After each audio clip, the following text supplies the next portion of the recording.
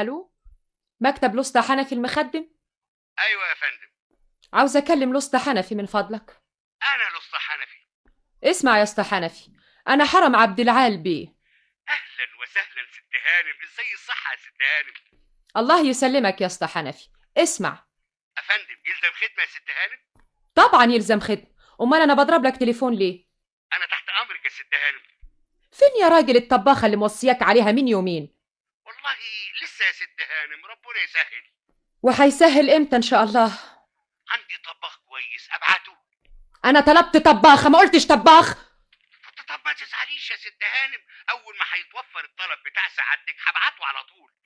والخدامة اللي بدل البت فاطمة؟ بكره ان شاء الله هتكون عندك يا ست هانم. انت متأكد يا اسطى حنفي؟ المسهل ربنا، ولو اني بقول يعني ان فاطمه احسن من غيرها، طيبه وبنت حلال وكويسه. يا شيخ دي طلعت روحي.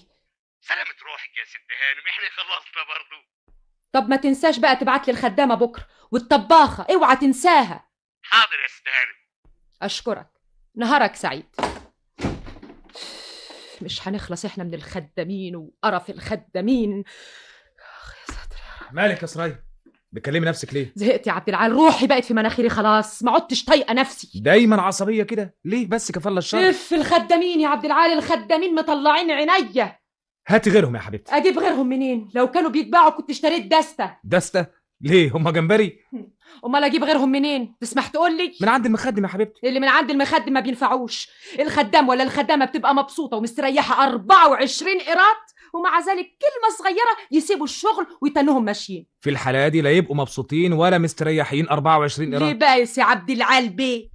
لازم بيكونوا زعلانين من حاجة. هيزعلوا من ايه؟ اكلين شاربين نايمين، هيشتغلوا في بيت احسن من ده؟ امال ايه اللي يكون مزعلهم؟ انا عارفه بقى اسالهم. انت اللي حقك تسأليهم، لان المفروض ان علاقتك بيهم علاقه زي الزفت. وايه بس اللي مخليها زي الزفت؟ انا عارفه لك بقى، انت كمان ما تسيبني في حالي. كل اللي انا عاوزه اننا نناقش المشكلة دي بهدوء. واجيب الهدوء منين؟ طول ما في ازمه خدامين في البيت يبقى ما فيش هدوء. يبقى مفيش داعي للكلام في الموضوع ده دلوقتي يا سرايا. طبعا لانك مرتاح. لو كانوا الخدامين مطلعين عينيك زي ما هم مطلعين عينيا لا ما كنتش تقول حول كده. الله، لا حول الله. ان قلنا نناقش المشكلة بهدوء تقولي لا، وان قلنا ما انا ما قلتش لا. قلت مفيش هدوء يعني لا. ما فيش هدوء معناها ما يبقاش لا. امال معناها ايوه ولا ايوه. يبقى معناها ايه اذا كان لا ايوه ولا لا؟ انت هتفتح لي محضر يا عبد العال. وبعدين بقى يا اخواتي بلاش اتكلم. وانا هيشاك يا اخي. بس لو تروقي دمك يا سرية. انا دمي كان رايق قبل ما تيجي. يعني انا اللي عكرته؟ طبعا، من ساعه ما دخلت الاوضه وانت بتستجوبني. الاقيها منك ولا من الخدامين؟ انا مش بستجوبك يا حبيبتي. ومن فضلك ما تقوليش يا حبيبتي، الكلمه دي بتنرفزني. بلاش يا حبيبتي مادام بتزعلك الكلمه دي. مش بتزعلني، بتنرفزني. انت ما بتفهمش عربي. وانا مش عاوز تتنرفزي. نرجع مرجوعنا لحكايه الخدامين. ايوه نعم. اتصلت بالمخدم؟ كنت بكلمه قبل ما تدخل. وقال لك ايه؟ هيبعت لي الخدامه اللي بدل فاطمه بكره. عال مبروك. والطباخ؟ ما عندوش الا طباخ دلوقتي. زي بعضه يا سرية. زي بعضه ازاي؟ انا عايزه طباخه مش طباخ. ما هو يا حبيبتي قلت لك 100 مره ما تقوليش يا حبيبتي. متاسف يا حبيبتي. وبعدين بقى معاك يا عبد العال. غلطت يا حبيبتي، غلطت. طب من فضلك ما تغلطش تاني. حاضر يا ها. حاضر بس ممكن اسالك سؤال؟ هو مش عاوزاني اقول لك يا حبيبتي ليه؟ لانك كذاب. انا كذاب؟ ايوه، لان مش حبيبتك. ليه بقى؟ ولا عمرك حبيتني. بس قولي لي ليه؟ لان لو كنت حبيبتك صحيح زي ما بتقول كنت ريحتني. وانا مش مريحك يا لا، سرية؟ لو كنت عايز تريحني كنت جبت لي خدامين من البلد. الكلام ده كان زمان يا ليه سرية. ما يكونش دلوقت؟ لان الدنيا اتغيرت. زمان كانوا الفلاحين بيخافوا مننا. اما كنت انده للخولي ولا للغفير ولا اي فلاح واقول له هات لي بنتك ولا ابنك يخدم عندي في مصر، ما كانش يستجري يقول لي لا، ما يقدرش. ودلوقتي يقول لي لا وعينيه تندب فيها رصاصه، وانا ما اقدرش اجبره زي الاول. اصل الخدامين اللي بيجوا من البلد بيعمروا في البيوت، ومهما الواحده تعمل فيهم ما يقدروش يتنفسوا. كانوا كده الاول، لكن من يوم ما عرفوا انهم بني ادمين زينا زيهم ولهم حقوق زي ما لنا، ما بقاش حد يقدر يجبرهم على حاجه هم مش عاوزينها. طب والعمل؟ ما فيش قدامنا غير المخدم. ما قلت لك يا عبد العال الخدامين بتوع المخدم ما ينفعوش. حاولي انك تغيري معاملتك يا سرية. يعني ايه؟ يعني انت عصبيه شويه. عصبيه شويه؟ ايوه، يعني دايما تشخطي وتنطري وتزعقي، بلاش كده. هو انا بعمل كده بكيفي يا عبد العال؟ ما هو غصب عني. عندك امبارح وانا رايحه لطنط سوسو قلت للاسطى مدبولي يحضر لي العربيه الكبيره.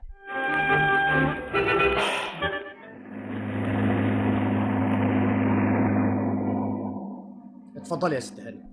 انا مش قلت لك تجيب لي العربيه الكبيره يا اسطى مدبولي؟ ما سمعتش يا ست هانم، لان ساعه ما قلتي لي لا سمعت. لو كنت سمعت يا ست هانم كنت جبتها، وخصوصا انا حاسه السمع عندي. سمع ايه وزفت ايه؟ انت اطرش. الاطرش يا فندم هو الشخص اللي ما بيسمعش، وانا بسمع، بدليل ان سيادتك لما طلبت العربيه الصغيره. انا طلبت العربيه الكبيره مش الصغيره. على كل حال حصل خير، ارجع العربيه الصغيره واجيب الكبيره ما دام سيادتك غيرت رايك. انا ما غيرتش رايي، انا قلت لك الكبيره من الاول. المهم دلوقتي اني اروح اغير العربيه. يا جدع ولو... انت مش هتبطل فلسفه بقى؟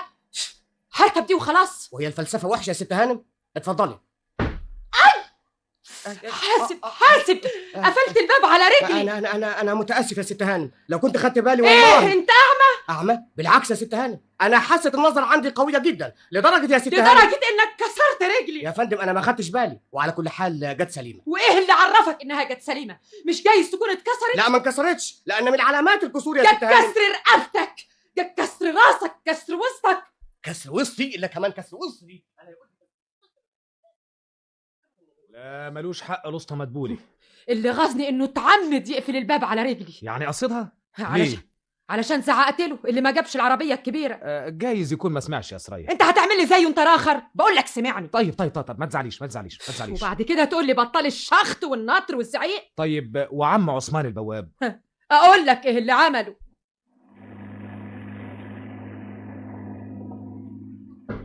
يلزم خدمه تانية يا ست هانم؟ لا يا اسطى مدبولي، روح انت جرج العربيه. متشكر يا ست هانم.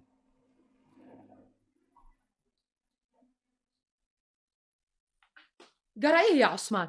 نعم يا ست هانم. انت ما شفتش العربيه ساعه ما وقفت ولا ايه؟ شفتها يا فندم. وشفتني وانا نازله منها ولا لا؟ لا ما شفتكيش يا ست هانم. يا راجل بطل لقم، انت شايفني بعينيك دول اللي هياكلهم الدود. دود ايه يا ست هانم؟ ازاي ما توقفش على حيلك وانا داخله؟ انا ما شفتكيش الا دود كمان. انتوا فاهمين نفسكوا ايه؟ مش تحترموا الناس اللي بيوكلوكوا عيش؟ انا دود ايه ده يا اخوي؟ ساعة ما تلاقوني جاية تعملوا نفسكم عمي وطرش. اللي اتأدب ترزي مطرحك. اترزيت. قال انا دود انا دود. قال ايه يا اخويا ده؟ ادي يا سيدي عثمان اللي بتقول عليه راجل طيب. لا ملوش حق يعمل كده. وبعدين تقول لي ابطل الشخط والنطر؟ يا شيخ دول فقعوا مرارتي. سلامة مرارتك يا حبيبتي. لا ولا فاطمة؟ بالحق طردتيها ليه؟ طردتها علشان ستي مالك يا بنت يا فاطمة؟ الطباخة يا ستي عاوزة من حضرتك. تدخلي ازاي من غير ما تخبطي على الباب؟ اصل الطباخة يا ستي ردي على سؤالي قبل ما خبطتيش على الباب قبل ما تدخلي كده زي الصاروخ ليه؟ صاروخ يا ستي؟ ما خبطتيش على الباب ليه؟ باب ايه يا ستي؟ الباب اللي دخلت منه. امتى يا ستي؟ دلوقتي يا ستي؟ انت يا بنت لمي هدومك وتعالي حالا. هدومي يا ستي؟ ايوه هديك حسابك. حسابي يا ستي؟ امشي من قدامي، مش عايزه اشوف وشك. وشي يا ستي؟ امشي يا قطر رقبتي يا ستي. ياه دي حاجة تطلع الروح. علشان تعذرني يا عبد العال. عذرك يا حبيبتي عذرك. لو كنت عذرني ما كنتش تحقق معايا. انا مش بحقق معاكي، انا عاوز اريحك. تريحني ازاي بقى؟ بقول يعني ايه؟ ما تنطق اتكلم، فلقتني انت راخر. يعني مش هتزعلي؟ لا مش هزعل، قول. بقول يعني يا اخي ما بلاش يعني دي وتتكلم